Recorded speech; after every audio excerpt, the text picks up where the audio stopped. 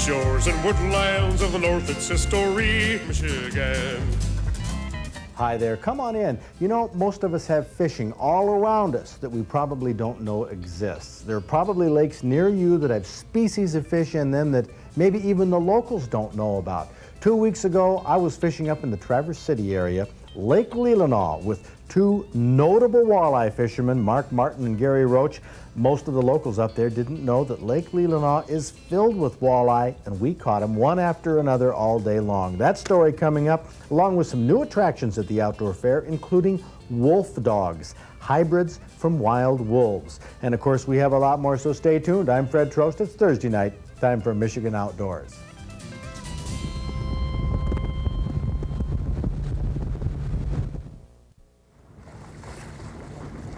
Every now and then we run across a lake that's full of walleye, but nobody knows about it. This is one of those lakes. After 5 years of stocking, the walleye in Lake Leelanau are abundant. Not many big ones. Most of them run about 15 inches, but to the minds of walleye pros Mark Martin and Gary Roach, a walleye lake like this will be worth coming back to in the years ahead. Both of these guys have won national walleye titles with some very simple ways of fishing. Jigs, plastic skirts with some live bait for taste. So you run a twister tail and a crawler? Yeah. Okay. No, not a twister tail, just a squid tail. A squid yeah. tail. And then piece of crawler. Okay. How big of a piece? Well, what I usually do, I just put them on like this, just a little bit like that, and I just come out about an inch Oh, so by you're the gonna... band. That's all you need. Okay, so you let it hang over. Yeah. Oh, excuse me. Now, what if the fish takes this end? You told me that sometimes you just put a morsel on. Now they'll take the whole thing now because there's no end. There's not much of an end for them to grab. So this is enough. Yeah, just enough that they can smell it. But if you ran a whole crawler longer, that's where you'd want the stinger hook. Yes. Yeah. Okay. The bigger crawler. What if, and it will happen, you know, we pull this jig up, and the end of the crawler is bitten off. Probably a perch. Okay, but now do you put it back down with just the crawler on the hook, or do you rebait with a... Sometimes I rebait. You know, if you're in a lot of fish, now if there's walleyes are there and a good school of them there, sometimes I'll put it right back down because it's still got that smell there. So the smell is extremely important. Yeah, the nightcrawler smell is really, you know. Okay, well we're running some different rigs here. Yeah. I got two walleye masters in the boat, Mark Martin, Gary Roach. I'm fishing right in the middle of them with their equipment, their rigs. I have no excuses. We got you. I can't take the pressure, Gary. I can't take the pressure. We got you in the middle. That's great. Learning walleye fishing. Now we've got probably the worst possible walleye day today. Why? It's flat, dead calm. The fish, we're seeing a few fish. There's nothing, no action, much going on. It's, you know, when there's no wind, it's really a tough day for walleye fishing. So you like a little ripple on the water? Oh yeah, I like a little chop. Now, your jigging technique. I mean, you're keeping that baby moving all the time. Traction, up and down. I bring it up so what happens is, I'll show you here in the water. And I'll see if we can get it here. In fact, see, I've got a weed on right here. I've got to take that off. What I'm doing is, see that? I'm not really jigging it more than 6, 8, maybe 10 inches, see? But it's enough to resemble something injured down there that's falling, see? Like? And I follow it back down. I just don't jig it and drop it like that. A lot of people jig it and they just drop the line free. Let the line slacken. Follow it back down. So you don't tick it on the way down. So the idea, if you can do it, is you don't let the line slacken after you pull up. No. You sort of hold it tight and go down the same speed that it's falling. Exactly. Well, I followed their instructions to the T, but right off the bat, they caught the fish. Beautiful color water. Within minutes of dropping their jigs into 16 feet of water, both Gary Roach and Mark Martin hooked walleye. And within 20 minutes, Gary had caught 3 and Mark had boated 5. Fishing involves a lot of luck, okay?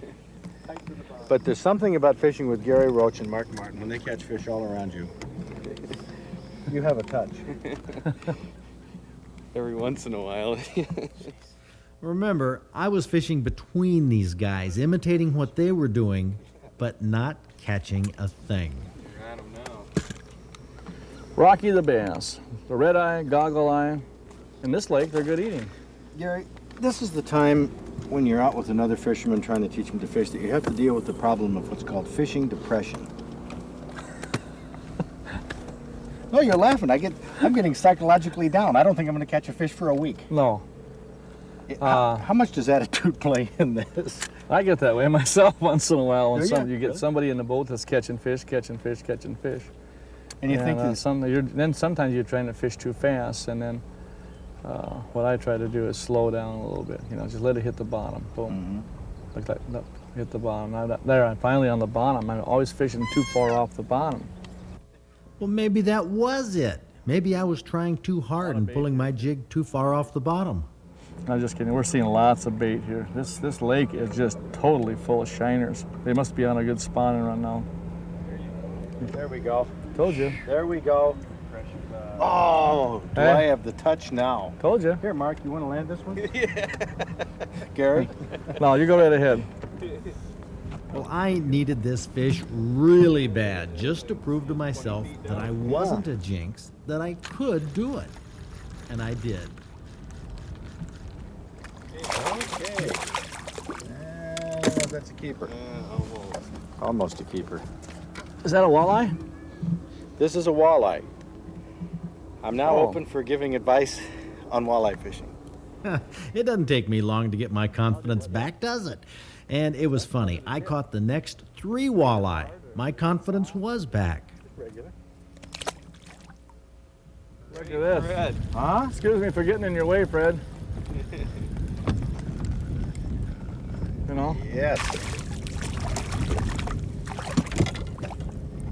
Seems to me I've caught 2 fish and you guys haven't caught anything. Oh, listen to this now. Listen to this.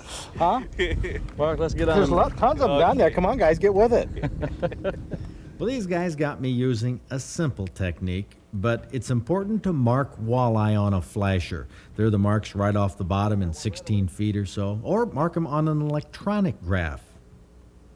You know why this spot is so good here along this area right here? We've caught fish here every day for the last 4 days. It's because of the big food shelf. Look at the shoreline there.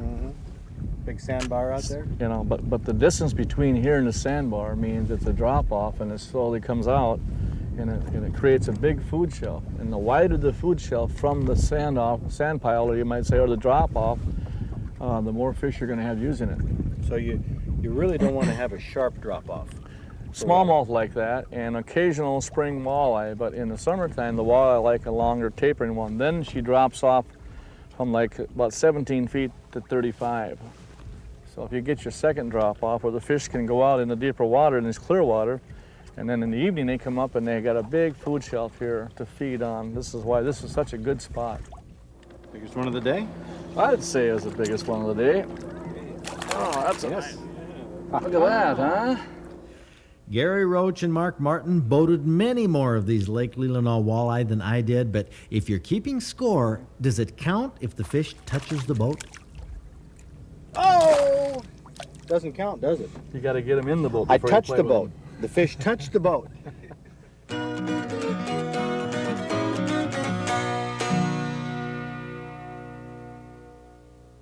Catching fish is always fun, even if they're little ones that are undersized or maybe they're too small, we don't care to eat them, so we toss them back. But what happens if you catch a really big one, a trophy-sized fish? Well, make sure you get a hold of our Outdoor Digest magazine. We always have the form in here.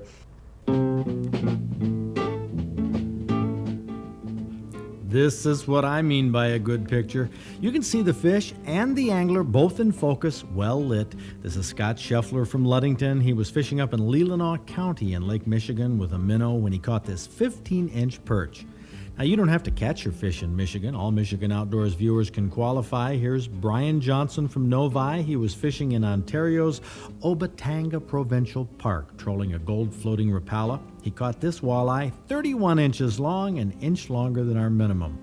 This walleye is 30 inches even. Mike Roberts from Holland caught it in Lake Makatawa, also trolling a Rapala. That was at 11 at night on July 27th. King salmon, 28 pounds. Jim Hancock from Davisburg caught it off Frankfurt on a Northport nailer. Here's an ideal picture of a largemouth bass, 21 inches, on a purple plastic worm from Evans Lake in Leelanau County. Paul Steindorf from Tipton caught it in July. Now, I especially like pictures where the angler is holding the trophy fish in the setting where it was caught. The photographer used fill-in flash against the sunset to light up Kevin Curtin from Green Bay, Wisconsin, and his 44-inch northern pike. Kevin caught it in the famous Portage Lake in Houghton County. It was late May, 9 p.m. Kevin caught it on a dead smelt. For our Outdoors Club Hunting Awards, a buck has to have either 10 antler points or an 18-inch outside spread. This little buck had a 16-inch spread, but its 10 antler points made it a qualifier. Gary Kramer from Grand Blanc took it with a bow in Alpena County. Now, it's difficult to make a dead wild turkey look good, but this photo of Farron Wells from South Branch shows you the size of a 19-pound gobbler with a 10-inch beard. Farron has an interesting story that shows the drama of turkey hunting. This was my first year turkey hunting, and when I put in for my permit, I bought my first call. And I started practicing with it. When I got my permit, I bought other calls. And I talked with the owner at Lenny's Gun Shop. And he recommended another type of call, a box call. Well, the morning I went out with this, I was lucky I had that box call. I had one turkey answer the diaphragm, but he wouldn't come in. And the first time I called with the box, this guy answered about a quarter mile away. I waited a half an hour, called again, and he was about half the distance. And I just waited till I could see him. And he was about 30 yards away. It was really foggy. And it took me a half an hour to get him that extra 10 yards to shoot. Turkey hunting is exciting. Farron Wells had a good first year in Iosco County, and his story made him our Michigan Outdoors Trophy Turkey Hunter of the Week.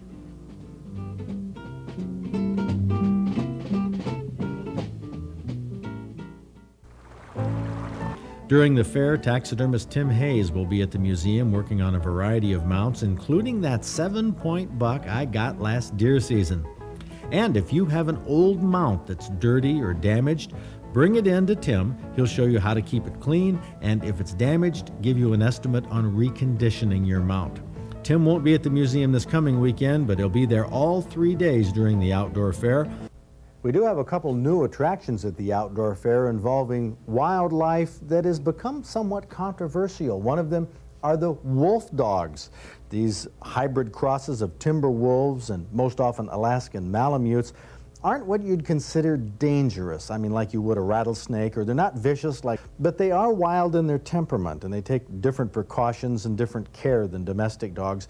Mark Waters from Lansing has wolf dogs in his backyard. And he says these animals have always been a lifetime fascination for him. The wolves are magnificent animals. So there's some romance in it for you. Sure. Another species just wouldn't do. I've had German Shepherds previously, which I love, but these guys are my companions. They're a whole different thing. They're not a pet animal. They're my companions. I study them. What do you mean? Now, you said they're not a pet. Do you ever have them in the house? Oh, yeah. Often in the Like house. one at a They time, prefer or what? outside. Oh, I've had 3 in the house at a time, which is a whole lot of shaking going on. But as companions, where can you can't really take them anyplace, can you? Sure, they go up to the lake with me all the time. They go swimming, they walk in the forest with me all the time. Mark Waters will be at the outdoor fair with several of these wolf hybrids on display. He'll conduct seminars each day so the public can learn what wolf dogs are all about. Now, another creature that people associate with a wild animal, at least in this state, is a ferret. Now, this is a ferret. It's not a wild ferret. This was actually a pet ferret that somebody had who donated here to the museum to put on display. The black-footed ferret out west is a wild ferret. They have polecats in Europe. But these creatures in the wild are nasty little things, but they've actually bred a whole strain of ferrets that around the country and around the world are used as pets. Now at the outdoor fair, we're going to have Mickey Wingate, who is the president of the Great Lakes Ferret Owners Association, and you'll hear from her next week as well. But she's going to do seminars with videos about ferrets, why they make great pets, and why this domesticated variety ought to be legalized in Michigan. And by the way, a bill is in the Senate right now, awaiting discussion and vote to legalize ferrets. So that's one thing. Another thing that'll be at the outdoor fair. Now, also, somebody came by the museum this past week, a guy named Sam Dunlap from Perry. He brought this old fishing reel. He found it while he was deer hunting. It was in a box. So what is this reel all about? What is it worth? Well, we're going to have at the fair, once again, John Schaffner, a lure collector, reel collector. He's an expert in old fishing tackle. He'll be having his display, his collection on display, and he'll also be appraising and identifying rods, reels, lures, decoys for people who want to know what they are and what they're worth. There's your first spinning reel from England. That's called a Stanley Alcock, made in the 1880s, 1890s. It's very crude, but that's what they first used for spin fishing. And that's got a value of $50 to $75. And when was it made? 1880s, 1890s. I would think just because it's that old that it'd have to be worth age more. does not necessarily mean that something's valuable. It's rarity. How many did they make? In other words, if there was a good lure, such as a pikey minnow and a bass or reno, that caught fish, they made millions. They have very little collector value. It's the ones that didn't catch fish that the collector wants. Is that right? Yeah. John Schaffner knows his stuff. He knows his fishing tackle. Dr. Jim Kane will also be there appraising and identifying old duck decoys and fish decoys if you bring those to the fair. We also have a couple new attractions. One of them is a trout pond. Now, this is an above-the-ground trout pond. We've had them on the show before at sport shows. They're brought in so kids and adults can catch some trout. You only pay for the ones you catch, but we're going to have a trout pond like that out at the fair. If you want to take home some trout, make sure you bring in an ice chest so you can take home some fresh trout. Also, if you have sporting dog puppies, pointers, springers, whatever, breeds used for hunting, you're welcome to bring these puppies to Puppy Alley for the public to see, and quite a few of these puppies find new homes after a few hours at the fair. So we have an awful lot coming up at this year's outdoor fair. I hope you're going to join us. Next week we'll have more details. It's going to be an interesting one. We have a recipe from Mary Yanis called Trout Heaven, and it's just a little bit different. It's got some different ingredients in it that you usually find on fish. We're going to use steelhead. Yes, very good fillets. Get that up at Emil Dean's? Yes, we did. And it's going to go in a broiler pan, and then before it goes into the oven, you're going to put everything on top. You got lemon juice, and into that you can put some honey. And that makes kind of a coating so that everything else will stick to it. Lemon juice and honey. Right. Now, that sounds pretty good by itself, but then you're going to add pineapple and ranch dressing. No. Yep, we most certainly are. No. Then this is Pineapple and ranch dressing? That's it. Oh, Kath. And then it goes on top of the fillets, and then you're going to add some bacon. But it's kind of hard keeping those on there. That's why the honey and everything is going to kind of hold it there. Then just fresh bacon. Hey, I was with you, Kath, until the pineapple. Yep. I don't know. I tell you, I'm going to be real interested to see what our gourmet Charlie Keenan has to say about this concoction. Well, I'll tell you what, it's always nice to find a unique recipe, and this one's unique. This one has the pineapple on top and that sweet taste with the steelhead. Now that's fantastic. Anybody like sweet and sour would really like this. They sure would. Bacon on top. What, are you having trouble with the steelhead? I was kind of hoping you'd fill up the whole time period here. Oh. I don't know. You see, I don't like ham on pizza, or not ham, but pineapple on pizza. Right. Some people do. The sweet with the meat stuff. If you don't like pineapple on pizza, this will not be trout heaven for you. It is just not my favorite. I scrape the stuff off the top, and the steelhead is good. Ranch dressing. The steelhead and the bacon. Emo and Toots have fixed a very similar recipe, and they use the ranch dressing on top and put it on the broiler without the pineapple, and it's very, very good. Yeah, I'd trash that pineapple right now. I would. But like you said, a lot of people like that. And I think that does make it unique and something worth trying. You just won yourself a whole plate of it. So there is some good fishing, some good walleye fishing. Follow these techniques that we show you on the show, and you'll get some. Get outdoors if you can this weekend. It's a great place to be. See you next week.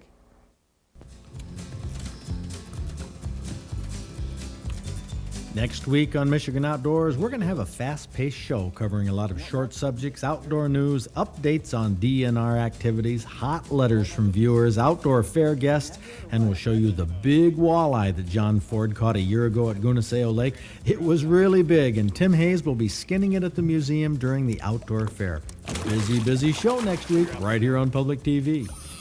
I can grab him. It's a little tense, I think. Do you think we should get a net at this point? No, he's the